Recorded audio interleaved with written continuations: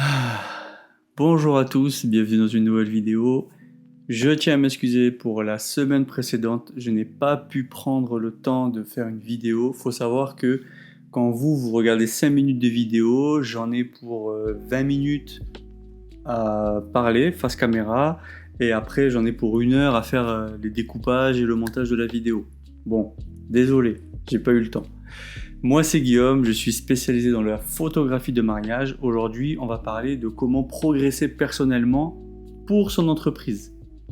Petit disclaimer, je ne suis pas un coach de développement personnel, je n'aime pas le développement personnel, je suis contre le développement personnel, mais il y a une réalité, c'est qu'en tant qu'entrepreneur, il faut aussi que nous apprenions à progresser personnellement pour avoir une entreprise qui tourne un peu mieux. Moi, je suis contre ce business qui fait tout tourner sur le personnel et qui fait comme si grandir personnellement suffisait à ce qu'il y ait des étincelles partout dans nos entreprises.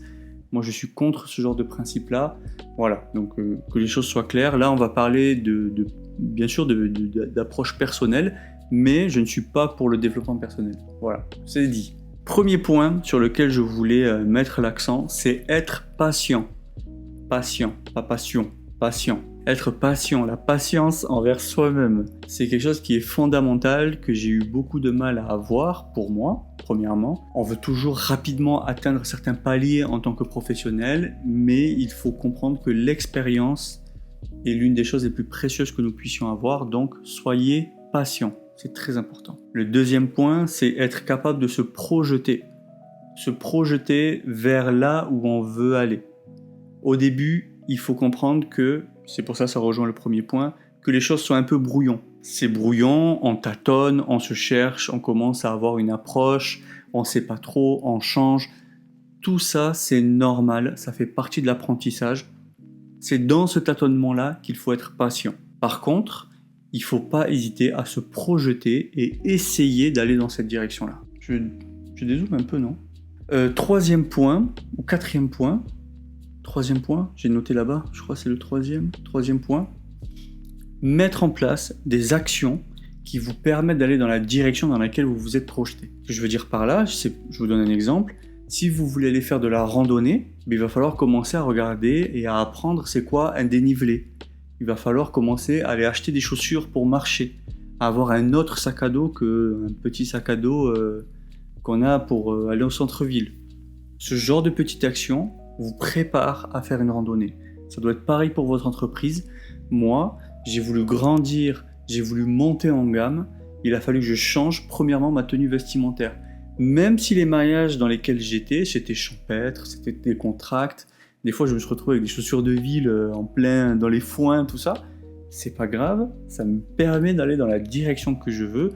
Ça me permet d'avoir des automatismes, des premières habitudes pour quand je serai dans ma destination. Je donne un autre exemple. Comme je parlais de voyage juste avant et je suis passionné de voyage. Si par exemple vous voulez aller en Norvège, il faut savoir qu'il y a des tenues spécifiques à avoir. Puisque je parlais de tenues juste avant. Donc si vous commencez à vous équiper, il va falloir aller essayer ces tenues, il va falloir commencer à les porter avant de pouvoir aller au Canada et les mettre vraiment. Cette approche-là, vous devez essayer de l'avoir aussi dans votre entreprise. C'est pour ça que j'en avais parlé dans une précédente vidéo, ne pas hésiter à être second photographe pour des photographes qui sont à un certain niveau. Ce quatrième point, j'ai failli en faire une vidéo complète tellement il est important et tellement ça m'a énormément apporté, c'est se séparer des personnes nocives. Les personnes nocives, je vous assure que ça met un énorme frein dans votre vie et dans votre entreprise. Parfois on les voit pas, on a l'impression que c'est des super conseillers. C'est souvent eux qui se font passer pour les meilleurs conseillers, c'est souvent eux qui se font passer pour les meilleurs entrepreneurs, pour les meilleurs... dans leur catégorie, c'est toujours eux les meilleurs. Mais vous vous rendrez compte que c'est toujours eux qui vous critiquent, c'est toujours eux qui vous descendent, c'est toujours eux qui ont un truc négatif à vous dire. Ces gens-là, il faut les fuir. Je peux vous assurer que quand vous êtes avec une personne qui est en paix, avec une personne qui est calme, avec une personne qui vous aime, elle ne va pas passer son temps à vous critiquer. Elle ne va pas passer son temps à vous rabaisser. Elle ne va pas passer son temps à vous dire ce qui ne va pas dans votre entreprise ou dans votre vie. Et au niveau de l'entrepreneuriat, j'ai vécu ça il y a quelques semaines. Et tout ce nettoyage-là m'a énormément apporté. Je vous dis pas de commencer à balayer tout votre entourage, tout ça, mais soyez vigilants sur les personnes qui passent leur temps à vous parler par message pour vous dire « Ah, mais moi, j'aurais pas fait ça. Moi, j'aurais plutôt fait ça. Oh, je te conseille pas de faire ça. » Ces gens-là, fuyez-les. Et pareil pour vos amis. Ceux qui ne comprennent pas votre business, ça ne les regarde pas. Concentrez-vous sur votre entreprise. Entourez-vous de professionnels qui sont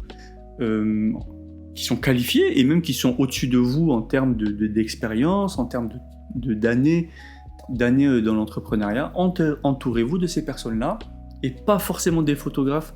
Je vous conseille vivement de ne pas fréquenter de photographes dans le même milieu que vous. Fréquentez éventuellement, par exemple, si vous êtes dans le mariage, des photographes de mode, des photographes animaliers, des photographes de paysage, des photographes de sport, mais ne fréquentez pas forcément des photographes qui sont uniquement dans le même milieu que vous. Vous pouvez en avoir pour comprendre le marché, grandir, mais n'en faites pas votre priorité. 5e point, acceptez de ne pas être bon partout et apprendre à déléguer. C'est fondamental. Ça, c'est quelque chose qui personnellement est très important, c'est ne pas chercher à être le meilleur en tout point, et de toute manière, je vous le dis, vous ne le serez jamais. On ne peut pas être le meilleur, il y aura toujours quelqu'un qui est meilleur que soi, et même celui qui est meilleur, c'est totalement subjectif. Donc, arrêtez de chercher à être toujours le meilleur, essayez d'être vous-même, c'est déjà suffisamment compliqué comme ça, et puis, s'il y a des points vraiment où vous sentez que vous n'y arrivez pas, n'hésitez pas à déléguer, il y a énormément de personnes qui sont qualifiées pour ce qu'il vous manque, contactez-les. Le dernier point, c'est le syndrome de l'imposteur. Celui-là, je m'en suis débarrassé en même temps que je me suis débarrassé de toutes ces personnes nocives dans ma vie. Le syndrome de l'imposteur, il faut comprendre que c'est cette maladie ou ce doute maladif qui est là et qui vous fait remettre en question toute action que vous faites. Essayez de voir les choses telles qu'elles sont. On ne pourra jamais être toujours à 10 sur 10, 100%, toujours au top. Ça, c'est normal. Par contre, s'il y a un client qui vous contacte, c'est que la qualité de travail que vous présentez lui convient. Même si vous allez vous améliorer, même si ce que vous faites actuellement ne vous convient pas, je parle à toi, Guillaume du futur, si tu regardes cette vidéo, même si ce que tu fais actuellement, ça ne te convient pas, n'oublie pas que tâtonner, avoir une période un peu brouillon va te permettre d'aller dans cette direction-là. Le syndrome de l'imposteur, ce doute maladif, il faut arrêter avec ça. Pour moi, c'est une forme d'orgueil qui est là, à toujours vouloir être le meilleur, toujours vouloir faire les choses au top. Il faut arrêter avec ça. Ces chaînes YouTube m'ont beaucoup aidé justement parce que me regarder face cam, me regarder dans la caméra comme ça, c'est très très difficile parce que on voit tous les défauts, on voit tout ce qui ne va pas. En plus, on s'expose sur Internet, c'est pas forcément une bonne chose. Moi, ça m'a énormément apporté parce que mon entreprise est publique, mon entreprise est tournée sur mon image, et je sais qu'aujourd'hui, quand j'ai des clients qui regardent ce que je fais sur ma chaîne YouTube, ils voient pleinement qui je suis, ils comprennent mes valeurs, ils comprennent que j'essaye d'être le plus transparent possible, et ça, pour moi, c'était une chose qui m'a beaucoup fait grandir. Je vais faire maintenant la prochaine vidéo sur le syndrome de l'imposteur. On va parler de comment balayer cette chose-là parce que j'ai tous mes collègues photographes ou une grande partie de mes collègues qui ont ce problème-là à toujours se remettre trop en question. C'est important de se remettre en question, mais il ne faut pas être dans l'excès. J'espère que cette vidéo t'a beaucoup apporté. Encore désolé parce que je ne suis pas régulier, mais bon, il se passe beaucoup de choses en ce moment d'aspect professionnel et personnel. Du coup, je vais essayer de me maintenir maintenant. N'hésitez pas à me mettre un petit commentaire si ça vous a plu, si ça vous a aidé. Et d'ici là, à bientôt pour une prochaine vidéo.